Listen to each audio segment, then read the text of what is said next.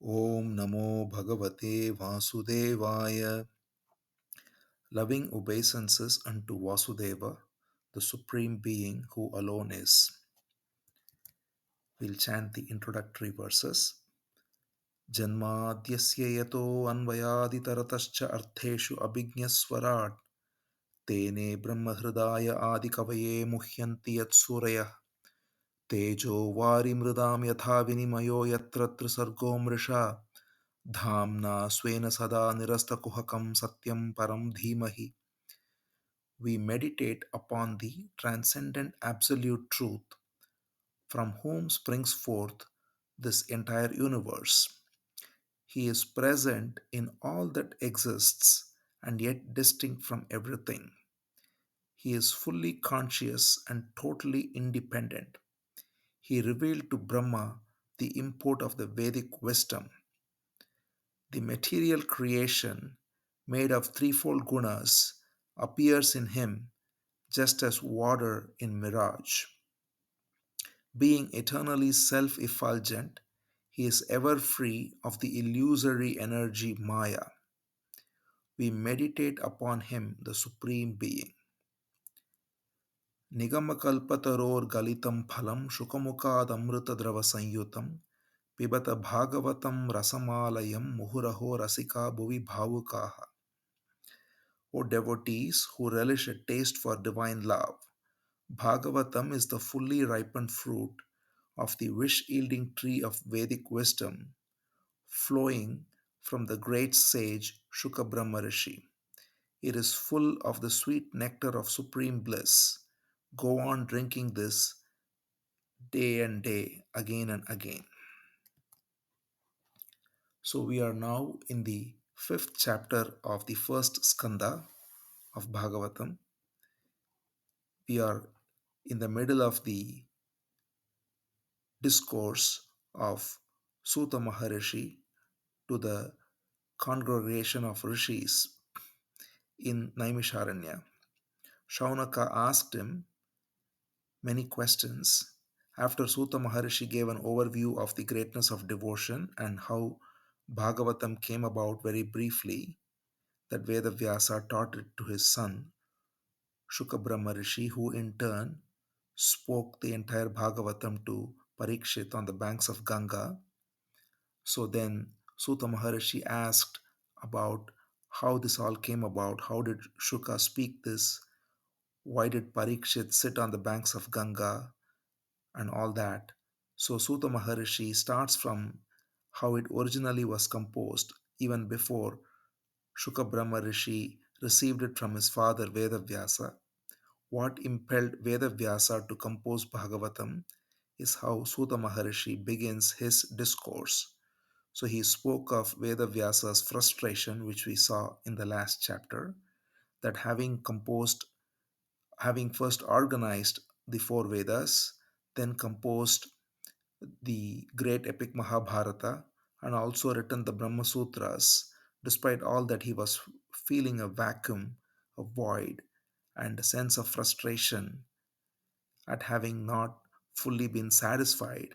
And that's when the great sage Devarishi Narada comes in. So now we continue with the fifth chapter. As soon as Narada comes, Vedavyasa invites him and asks him to take a seat. And Devarishi Narada comfortably sits down with his veena in his hand, this beautiful string instrument, divine instrument that Narada plays. Narada is so wonderful with music and is considered the father of music, of all classical forms. So he carries this veena and he sits down and he makes very gentle inquiries to Vyasa. He says, O blessed son of Parashara, which is Vyasa's father is Parashara, as we saw. O blessed son of Parashara, I hope you are doing well. I hope your um, body, mind, and soul are all satisfied. He knows that Vyasa is not satisfied with himself. So Narada wants to bring it out. So he directly says something that will make Vyasa share his heart. So, with a smile, and Narada is also known for this mischievous way of doing good by starting to say things that can make people sometimes, in some cases, even we will see later how Narada instigates many things that may seem odd, but it results in the best and the most auspicious events to unfold. So, in this particular case, Narada simply with a mischievous smile asks Vyasa, are you satisfied? Is your body, mind, and soul satisfied? After all, you have composed this great Mahabharata. Again, we can see the subtle mischief in Narada's uh, expression, because this is exactly what Vyasa is frustrated about. So Narada says, you have composed this wonderful Mahabharata, which deals so thoroughly with dharma and all the other purusharthas, kama, and artha, and so on. And you have also investigated the truth of Brahman and written Brahma Sutras.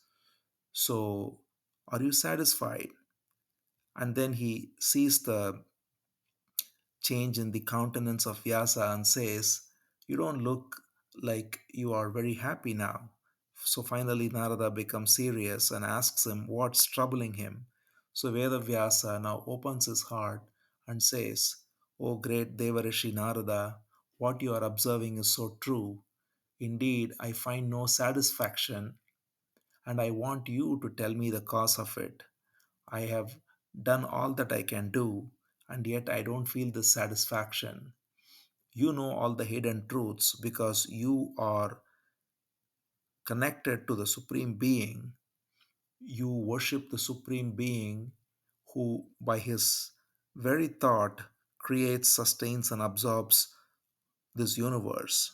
So, Vyasa, of course, being the author of Brahma Sutras and established in the supreme wisdom of Brahman, knows the nature of the supreme truth as the one supreme being that is the source, sustenance, and end of this entire universe.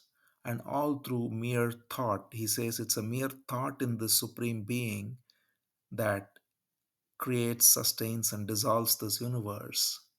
So Vyasa says, hey Narada, you are fully aware and you worship the supreme being and you move about like the sun or like the wind. You can read the minds of all, and you know past, present, and future. So you tell me, what is my deficiency? What am I missing? Because Vyasa has, as we see, he has realized the truth of Brahman, even. He has written the Brahma Sutras, and he tells the very nature of Brahman as that which is the source of the whole universe. And yet he is not satisfied. So Narada now starts responding, and he right away goes to the diagnosis by saying, O Vyasa, what you have failed to do is sing the stainless glory of the Lord adequately. That is the direct diagnosis that Narada provides. He says, I consider that wisdom to be deficient, which does not please the Lord and glorify Him. So now it's a very subtle and important point to recognize. We have seen that this truth has three names and three expressions. There is a verse we saw, it says, Brahmeti Paramatmeti Bhagavaniti Shabdyate. So it is Brahman, it is Paramatma, and it is Bhagavan. Brahman is the supreme awareness, the pure impersonal presence. Paramatman is the supreme spirit that animates every living entity, and it's non different from Brahman. Bhagavan is the physical manifestation of this truth, and that which embodies this truth for performing the Leela of this creation. So, When one understands mentally, intellectually, what is Brahman, what is Paramatman, yet if one doesn't have this wisdom go to his heart as love, then it simply remains intellectual understanding. And for this understanding to flower as love is the aspect of Bhagavan present. When one connects to this aspect as Bhagavan and therefore has love in the heart for Bhagavan, which is the who is the physical embodiment of this truth, and because of this unconditional love for Bhagavan, naturally this wisdom then flows as love, as sweet taste of devotion, and thereby cleanses all impurities and uh, just comes forth, just radiates. That's the word, just radiates as pure love for all universe, for all beings of the universe, and for all that there is. So this um, transmutation of the wisdom of the intellect into love in the heart is what is Bhagavan representing. So that's why Narada Muni says, that you have not glorified the Lord. And that is what is missing, because if you don't glorify the Lord, then those who, Vyasa himself, of course, understands all this, but those who read the Brahma Sutra commentaries or other such Vedantic works, it's very possible, and in fact, it's very easy to fall into the trap of the intellect and get caught in all kinds of abstractions and arguments and dialectics. And so, because Vyasa's whole purpose is to do welfare for all beings, and without this glorification of the Lord, because of this lacuna in his work, he has not achieved his purpose of doing true welfare for all beings. So that is what Narada points out and says, you have not sung the glories of the Lord, and that is what is missing in your work. And he says beautifully that as long as, or as well as you have described dharma and all the other or the other objects of human life, you have not glorified Bhagavan Vasudeva.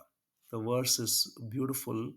He says, Yatha dharmadayas munivarya anukirtitaha na tatha vasudevasya mahima hi anuvarnitaha. The way you have described dharma, etc., in a very detailed way, in that manner, you have not glorified Vasudeva. And that is why there is something missing. And then Narada gives this beautiful um, teaching. He says, speech which is not praising Hari, not praising the Supreme Lord, even if it is very beautiful, very colorful, very eloquent, is simply not delightful for wise men. He gives this beautiful example that it is like the crows that feed upon dirty food, whereas the swan stays away from it. So, similarly, it's only worldly men who delight in all these skills of words and play of words and talking about all kinds of mundane topics. But true wise men do not find any delight in speech that does not glorify and talk about the highest truth. On the other hand, he says that speech, even if it is not very colorful, even if it is faulty, even, but if it glorifies the immortal Supreme Lord, then that speech is lovely to hear, and pious men want to hear and sing that kind of speech because it wipes out the sins of people. Then he says even jnana and karma. So when we talk of jnana, again, when jnana remains, the true expression of jnana or wisdom is of course love. It's non-different. That's why in Bhagavad Gita, Krishna says, the devotee who is dearest to me is a jnani. So the true jnani is established in unconditional love. But if jnana is not going to the heart and only remains in the intellect, then that jnana, he says, even if it is giving the highest teaching, it does not adorn one's soul if it is devoid of devotion to Achyuta. And then, same with karma. If karma, even if it is desireless action, disinterested action, what is called nishkama karma, if that is not, if that is done, it can give a certain sense of peace, of course, when one acts without any desire. But um, if there is no ground of love, then that even this desireless action is not going to be sustained in the long run, because there is always every risk of the past tendencies, if the impurities of the mind are not cleared out, from reasserting themselves. So therefore Narada exhorts Vyasa. He says, "O Vyasa, you are endowed with a very clear intellect and a very perfect vision, and you are devoted to truth. You have a very steadfast resolve. So, all you need to do now is concentrate and bring to your mind's eye all the exploits of Hari, all the exploits of the Lord. Hari is another beautiful name of the Lord being used repeatedly in Bhagavatam, and it's a very sacred word. Hari Om is in fact a very one of the most sacred invocations in the Vedas. So Hari has many meanings. One of them is one who steals the heart, and so he says, if you envision with your mind's eye the exploits of Lord Hari and present it, that would be of great satisfaction to entire humanity. Because he says, if men want to talk of anything other than the exploits of Bhagavan, other than the highest truth, and especially the sweet nature of truth in action, not as abstract philosophy, but as the birth and the actions of Bhagavan. So, this is why Krishna in Bhagavad Gita says a very beautiful verse. He says, Janma karma cha me divyam yomam veti tattvataha tyaktva deham punarjanma naiti mameti so Arjuna. He says, one who knows my birth and my actions, Janma karma cha me divyam. One who knows about my birth and my actions alone will never attain another body, but will simply reach me upon leaving the body. So this may sound this is very interesting, because Krishna doesn't talk about understanding the Atman and understanding uh, the nature of awareness and any of that. He simply says, if one knows my birth and my activities, that's enough. Why? Because it is the expression of the teaching in the sweetest form of living. So when one, instead of reading this as theory, develops devotion for the teacher, for the guru, for Bhagavan, who embodies this truth, then the teaching automatically bypasses the mind and goes directly to the heart. And that's why Krishna says in Gita, that's exactly what Narada says here. Devarishi Narada says, if one doesn't instead of that, if one simply wallows in worldly topics, in philosophical abstractions or topics about politics and culture and whatever else occupies discussions that we can see in media and in the internet and everywhere. All of this can only make men fall in the trap of names and forms. Human beings get caught in diversity then. They take this world to be real, just simply talking about worldly events and talking about all these other topics subconsciously gives a reality to this world, makes this diversity of worldly names and forms to be real, and therefore puts seed for desire, which in turn causes suffering. So that's why he says there is nothing worth talking about. Of course, for transactional purposes, we have to engage in communication, but otherwise, the only topic that's worth talking about is the truth, and specifically not in abstract terms, but as the exploits of Bhagavan.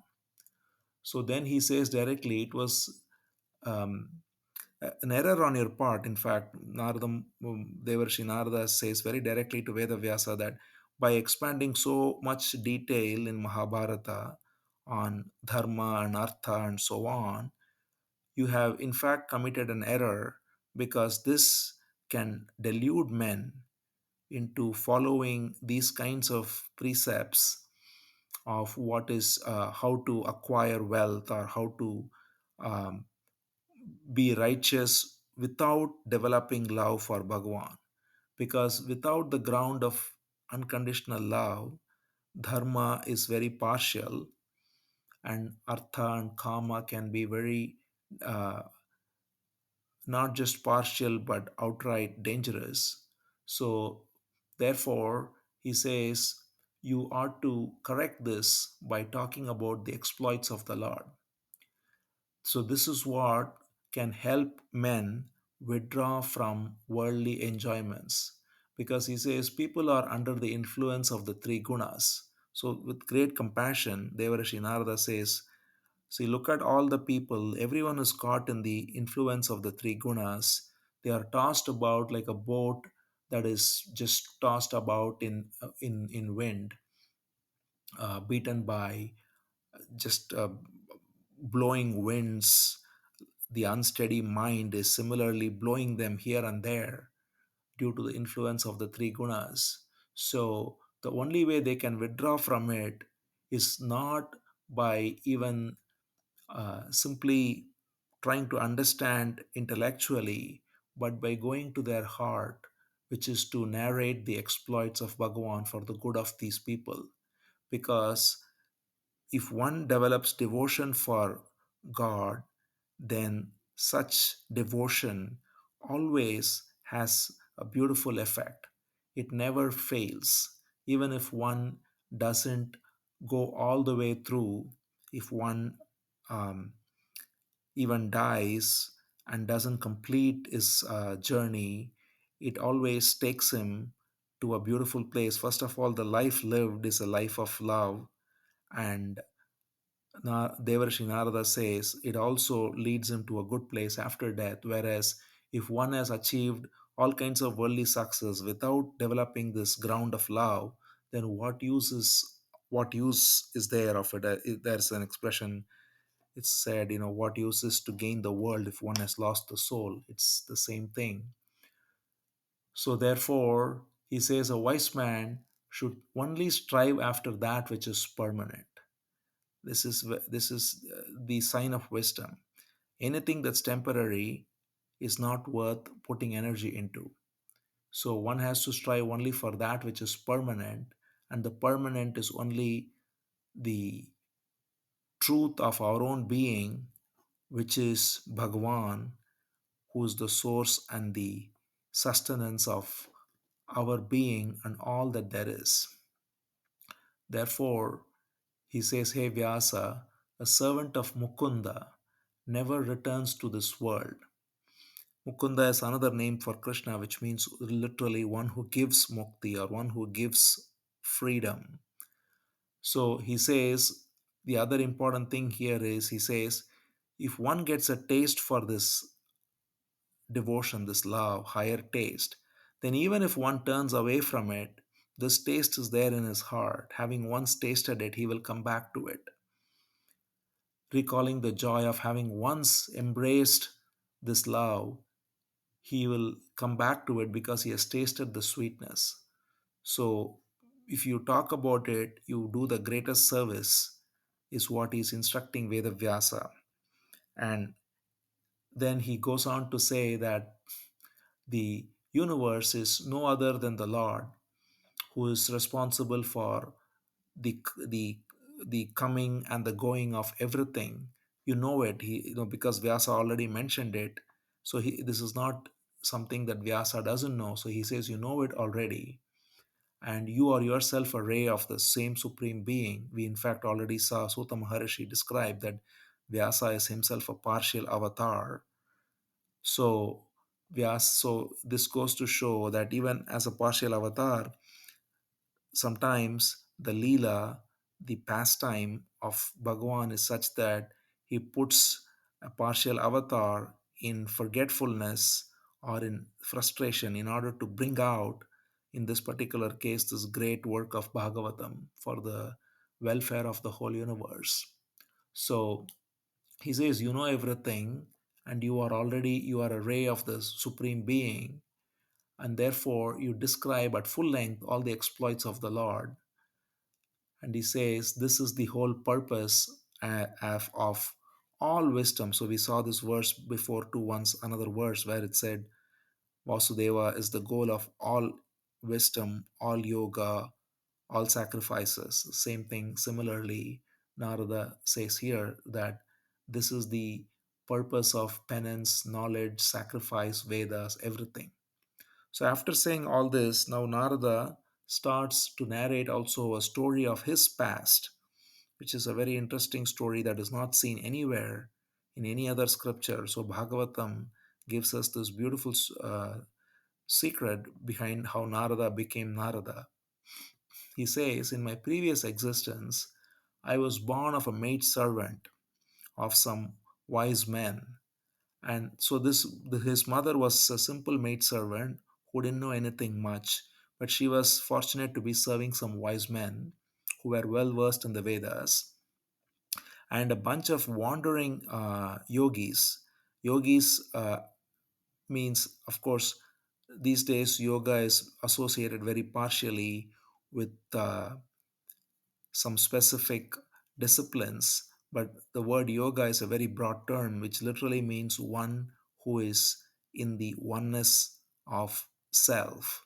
That's the literal meaning, and therefore, a true devotee is a yogi, a true jnani is a yogi. So he says some yogis, some wandering uh, enlightened beings stop by at this place for the rainy season, and I was asked by these wise men to go serve them, which was my great fortune.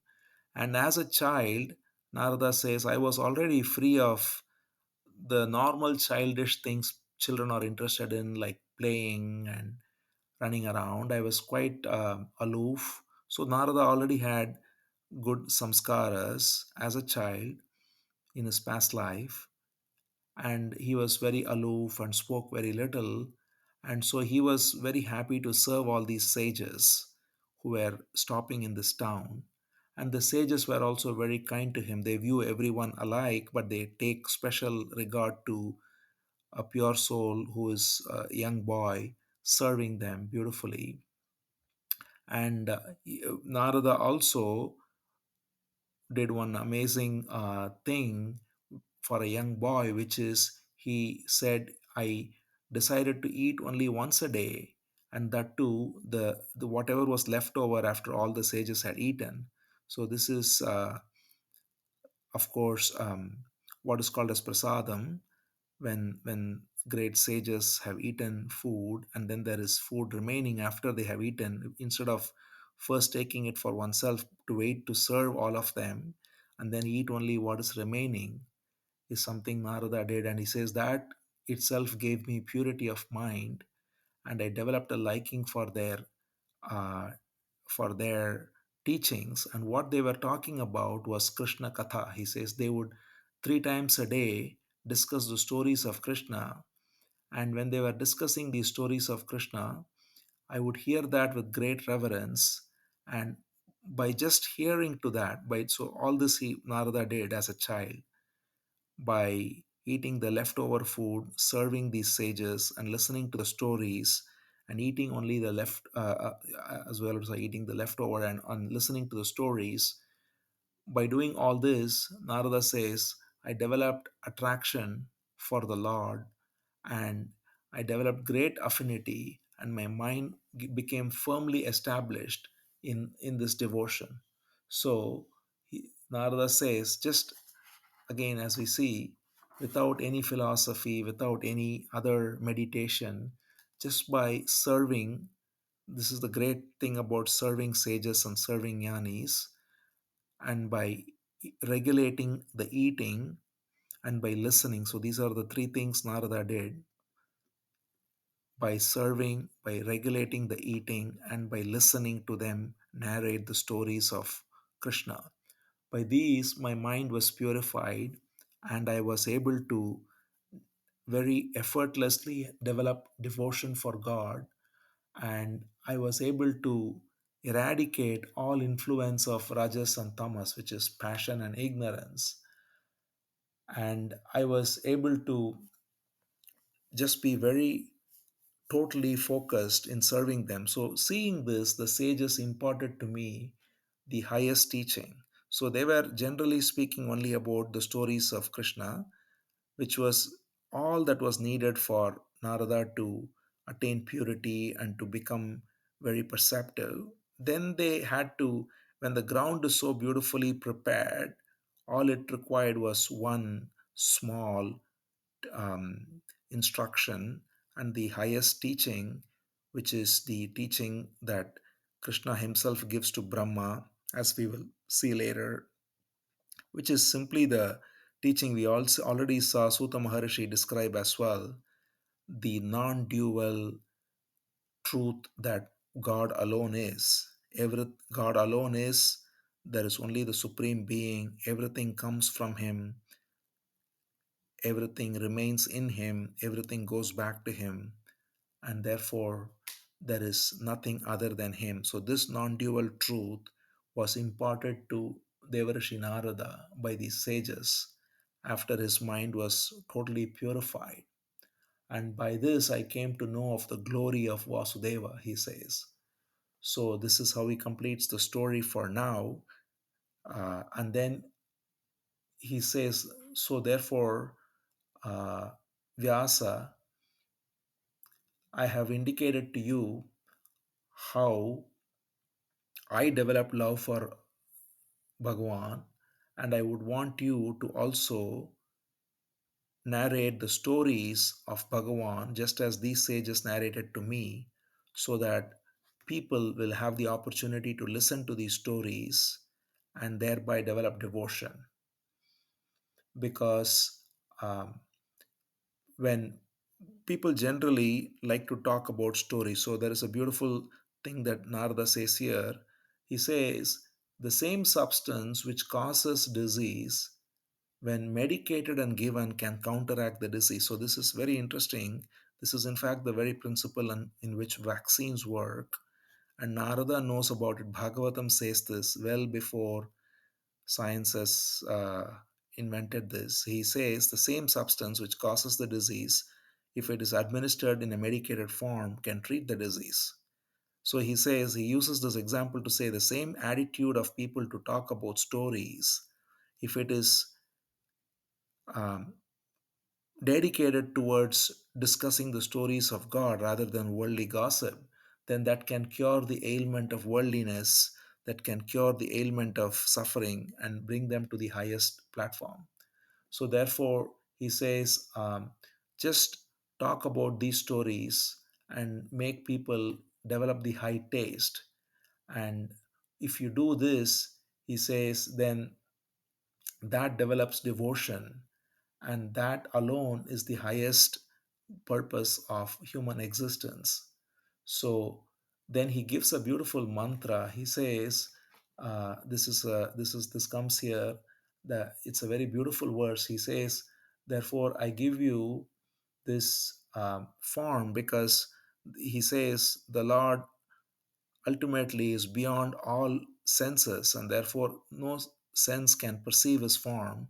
So the only form in which one can perceive him here is through the mantra, which is the sound. And therefore he says, this mantra is Namo Bhagavate Tubhyam Vasudevaya Dhimahi Pradyumnaya Aniruddhaya Namah Sankarshanaya Cha.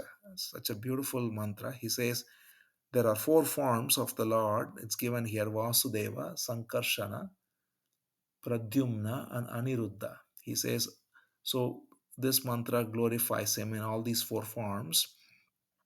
And these are very significant names. Vasudeva, we have seen many times, is the original name of the Supreme Being, the one who alone is. Sankarshana is the first expansion, which manifests as Balaram in the incarnation with Krishna, we will see later. But Sankarshana represents the principle of um, grace. So, in one can say it is also the principle of the Guru. Pradyumna represents the mind, and Aniruddha represents the ego. So, these are the four that cover the whole universe. There is the Supreme Being who is all there is, Vasudeva. There is the first expansion, which is grace, which is Sankarshana. And then in the world of matter, everything is done through mind and ego, which is Pradyumna and Aniruddha. So if we recognize that even mind and ego are not our enemies, are not to be conquered, but to simply recognize that these are expansions of the Lord, and therefore, in fact, the word Aniruddha, which is the word for ego, literally means that which cannot be conquered. So, ego cannot be conquered but can be surrendered. There is a huge difference between the two. And to surrender the ego is to recognize that the ego itself is the expansion of Bhagavan. So, these four forms, this mantra again, it's such a beautiful mantra. Namo Bhagavate Tubhyam Vasudevaya Dhimahi Pradyumnaya Aniruddhaya Namah Sankarshanaya Cha. So, he gives this mantra to Vyasadeva, to Veda Vyasa, and he says, therefore, you meditate on this mantra and you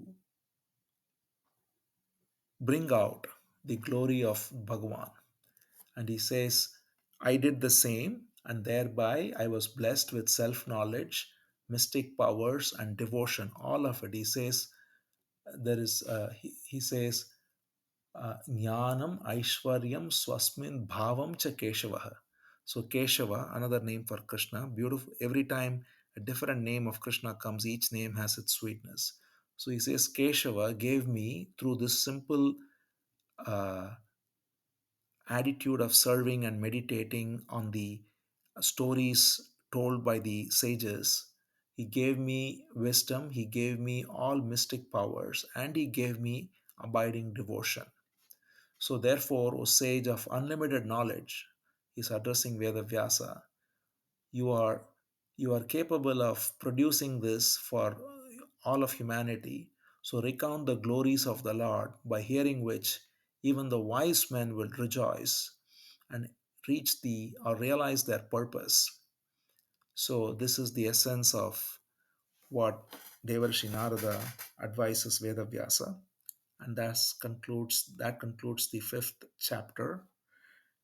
Narada's story was still remaining because Vyasa will ask about what happened after the sages left. Narada hasn't shared that yet, and Vyasa will ask, and that will come in the next chapter. But already we get a sense of the um, through the story of Narada, the beauty of simply having great dedication and serving and listening and living simply can be enough to recognize the highest truth. So that concludes fifth chapter. Om Namo Bhagavate Vasudevaya.